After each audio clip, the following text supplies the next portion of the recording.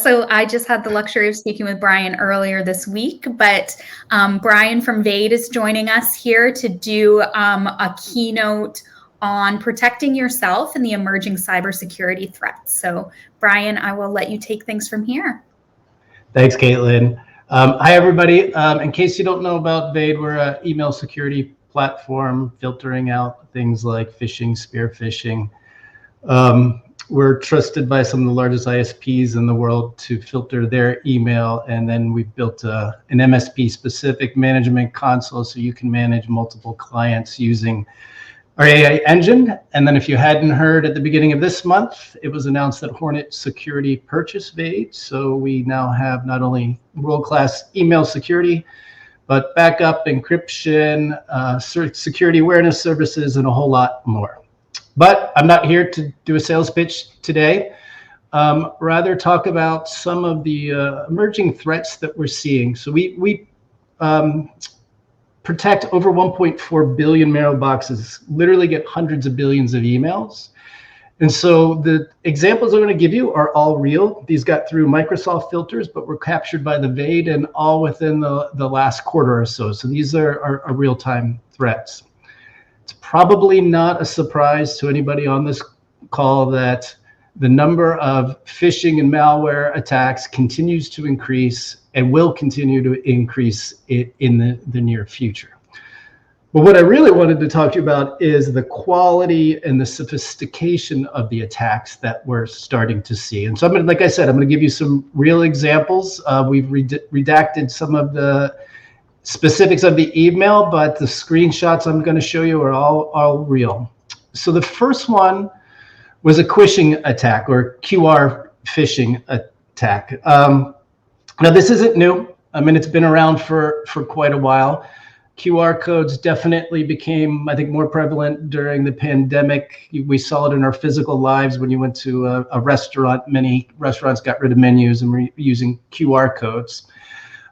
We did a snapshot recently. In over 7 days, saw 21,000 different phishing attempts.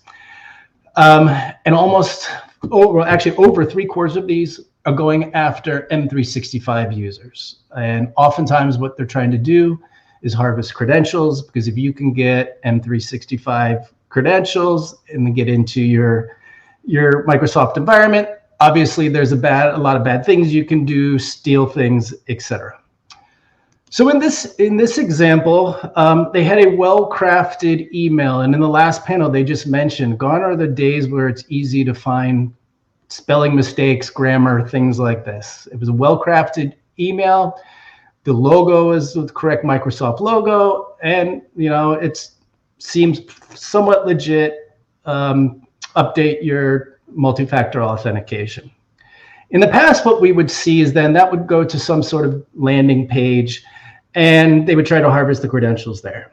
What the bad guys are doing now is getting a little bit more sophisticated and starting to do redirects before they get to the actual page where they want to harvest your credentials.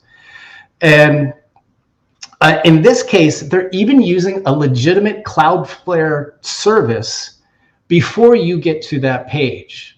And part of the reason they're doing that, one, is it looks very valid to the user. It's actually the Cloudflare service. And the user, it's social engineering. They let their guard down, like, oh, they're checking to make sure I'm a human and not a bot. This must be a legitimate service. The second example I wanted to share with you is a spear phishing example. In this case, they get very specific on employees and what their actual job titles are. So I'll go one by one with the emails. So in this case, we have Sandy, who is a real person with a real email that works in marketing at a company, communicating with Kathleen. And Kathleen works at a nonprofit. They have sponsorship opportunities. And so in this email, Sandy, supposedly, this is not an email Sandy actually sent, said, Kathleen, great. I talked to our CMO. We're in for the $15,000 sponsorship level. Kathleen responds back to Sandy, says, great. We're so happy to have you on board. Excited to have your company. And then Sandy, again, not a real email, sends it and says, okay, you can send the invoice to Victoria in accounts payable. Here's Victoria's email. Victoria is a real person, and that is her email. This all gets packaged up then, and it looks like it's a thread, an email thread between Kathleen and Sandy. Sandy's approved it. Kathleen now sends the real email with that trail I just showed you to Victoria in accounts payable, and says, per Sandy's request, I've attached the invoice. Now, in the past, you would see attempts like this to try to spoof emails or things like that. There was no spoofing done in this attempt. So the domain that Kathleen sent this email from was a legitimate domain. It had been set up only 2 days prior, but it was legitimate. And if you did the basic email security checks, DKIM, SPF, DMARC, it all worked. It all came out fine. And so it's really clever social engineering here that they're working and trying to trick people into doing things, and even using, again, a legitimate email service. So there's also some trends that are aiding the hackers that I wanted to cover. One is, if you weren't aware, phishing as a service is a real thing. You can go out on the dark web. You can choose what kind of phishing you want. Let's say I want to try to steal credit card information. You buy that module. You don't have to be technical. You don't have to know HTML and CSS. It is all available for you. You just need to pay them for the little module that you get. The second one is malicious use of generative AI. A month after ChatGPT came out, I was in the back of a cab in Tokyo with one of my colleagues. And we were in the cab for about 10 minutes. We said, let's play around with this.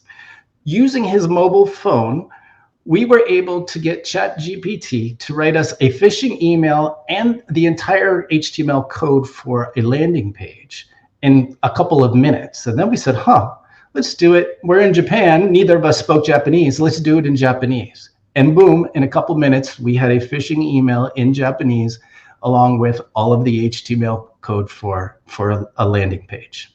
You don't need to be a tech guy in your parents' basement anymore to start creating phishing websites and emails and et cetera. And then the last piece is complexity and sophistication. I talked about that first example where they were doing redirects and even using legitimate sites like Cloudflare. We're seeing more and more of that. Most email filtering security uses some sort of computer vision algorithms to try to check the different links and redirections and et cetera. The problem is that can get really compute and memory intensive, especially if you're talking about hundreds of billions of emails. And so an email filtering solution needs to be able to use other techniques, because relying 100% on computer vision isn't scalable, at least where we stand today. So a quick framework that you can use to help protect yourself and your clients. One, hopefully everybody agrees, email security on top of Microsoft is a no-brainer. It's not even a discussion anymore. You need it. And you need something that's taking advantage of AI, but also is leveraging human intervention, whether that's through users reporting suspicious emails, or even like we have at Vade, having threat analysts at our company. As much as we'd all like to think that solutions are 100% and will stop everything, they won't. So you need something that, should something gets through, is able to detect it post-delivery, and then gives you a way to respond and remediate as quickly as possible. So I hope that was a quick, informative 10 minutes for all. Again, come visit us at hornetsecurity.com or vadesecure.com. We'd love to tell you more about what we have to offer and how we can make you and your customers safer. Excellent. Thank you, Brian, and congrats on the transition with Hornet. Thank you. Awesome.